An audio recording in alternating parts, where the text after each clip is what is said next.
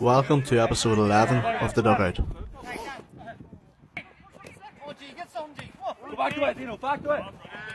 Today we were at a midweek top of the table clash between Windmill Stars of Newry and St.Mary's of Portadown in the Mid-Ulster Intermediate A League. Windmill Stars are the team in form in the division at the moment.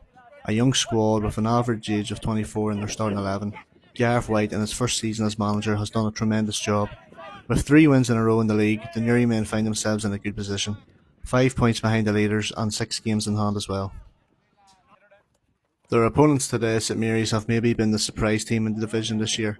After finishing 11th last campaign, they now find themselves leading the race at the top of the table in one of the most competitive leagues in the country. With 2 draws against other title rivals 5 Mile Town and Seago in past weeks, a big result against Windmill for St Mary's would be massive for their title hopes.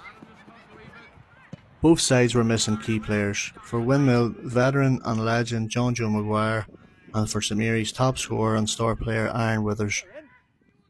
The game started evenly enough. Both sides had opportunities. 𝗘𝗽𝗶𝘀cie is always a tough ground for opponents to visit, and it has been somewhat of a fortress for Windmill this year, with only 2 defeats in 12 games.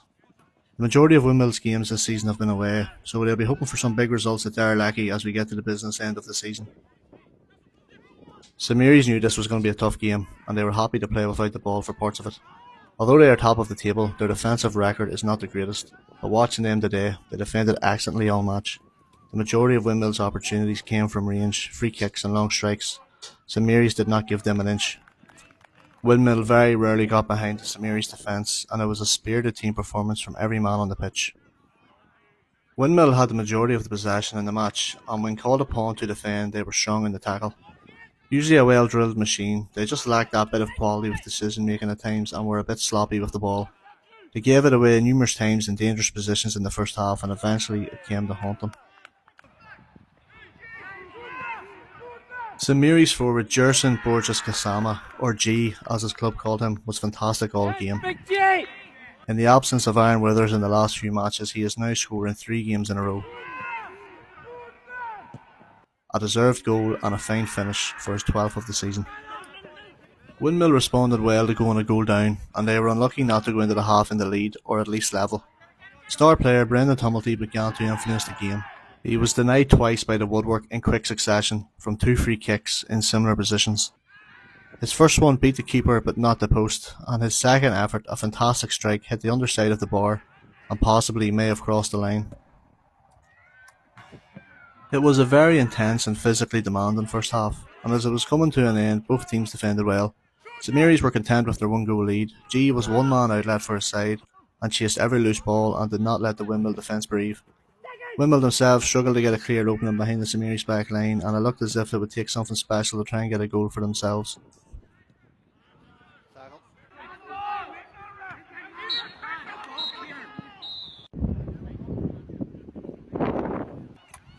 As the second half began, the light in 𝗘𝗽𝗶𝘀𝗀𝗍𝗀𝗀 also started to fade. The majority of the game was now being played in St Mary's half. Windmill, spurred on by Brandy, tried their best to break down the league leaders, but they defended as if their lives depended on it. Windmill aren't the biggest side, and the long balls and crosses into the box were easily swept up by the St Mary's back line. It was all going to plan for manager Eamon Robinson.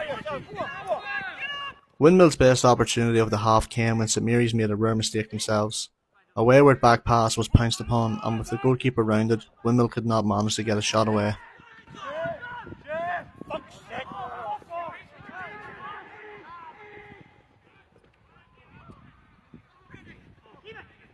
Wave after wave of Windmill attack was easily dealt with by the Portadown side. A great display from centre-back Mark Davidson and goalkeeper Jamie McAleena, but in truth the whole side deserved credit for the performances. On the rare occasion Windmill didn't have the ball in the second half, that man G was being a handful.